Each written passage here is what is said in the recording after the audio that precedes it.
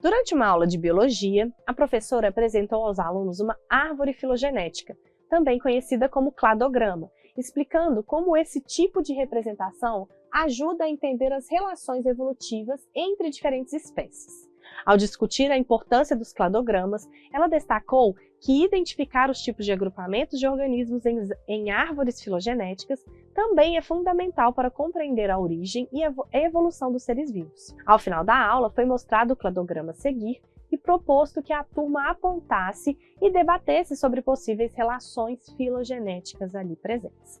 Bom, pessoal, então o texto já deixou bastante claro o que é um cladograma, uma árvore filogenética, né? E aí é interessante, falar de relações filogenéticas.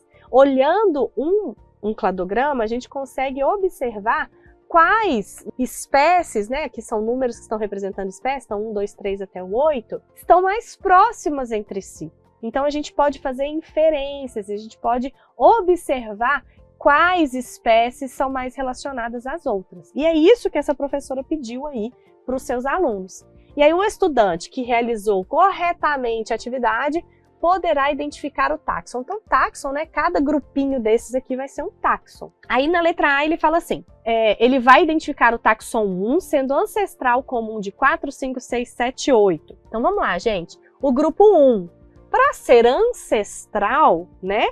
Ele tinha que estar o quê?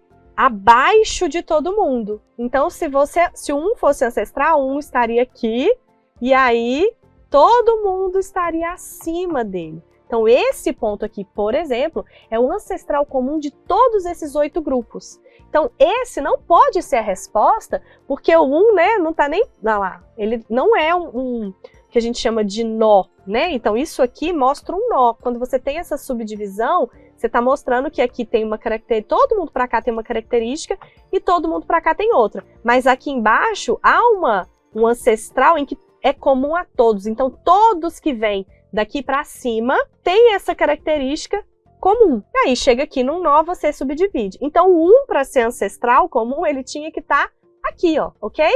Não é o caso. Então, a letra B. Os táxons 2 e 3, formando um grupo monofilético com 4 e 5. Bom, gente, vamos lembrar, então, o que é um grupo monofilético.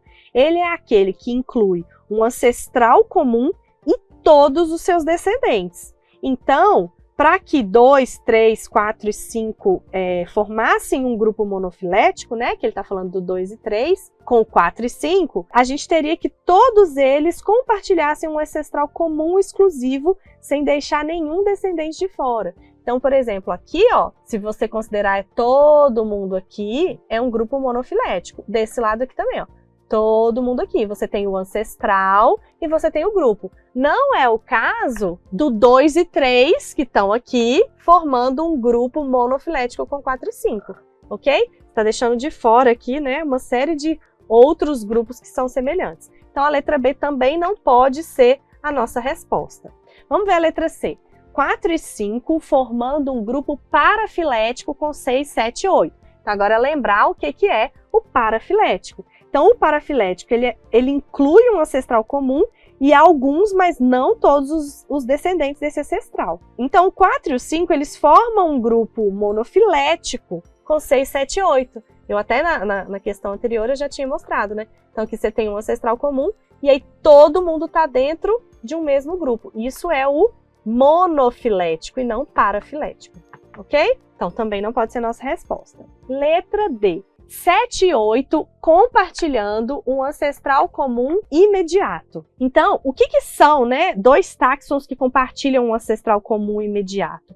A gente chama eles de grupos irmãos. E ele está falando aqui do 7 e 8, tá vendo? O que significa? Eles são mais relacionados do que com qualquer outro grupo. Por quê? Porque eles são os descendentes diretos e únicos de um mesmo nó na árvore filogenética. Então, é isso aqui, Você tem uma divisão aqui e os dois são os únicos descendentes desse nó aí. Então, você representa uma dicotomia, né? Essa divisãozinha aqui. Toda vez que você tem essa divisãozinha, você vai ter grupos irmãos, ok? E aí, porque você vai ter o desenvolvimento de duas linhagens evolutivas diferentes.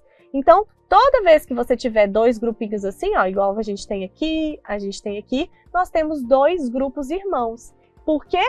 porque compartilham um ancestral comum imediato, e eles então são mais próximos entre si do que são próximos com qualquer outro grupo. A letra D é a nossa resposta. Mas vamos ver a letra E aqui, ó. 1 e 3 compartilhando mais características do que 2 e 3. Então, o que ele está falando aqui nesse pedaço? Ele está dizendo que o 1 é mais próximo do 3 do que o 2 com o 3. Não faz muito sentido, porque ó, o que está acontecendo? Você tem aqui um ancestral comum. E aí, houve uma dicotomia. Então, todo mundo que é 1 tem uma característica que não necessariamente 2 e 3 tem. Porque chega aqui, ó, todo mundo daqui para cima vai ter essa característica e o 1 não. Então, 2 e 3 compartilham mais características comuns do que 1 e 3. Por isso que essa também não pode ser nossa resposta. A gente fica com a letra D.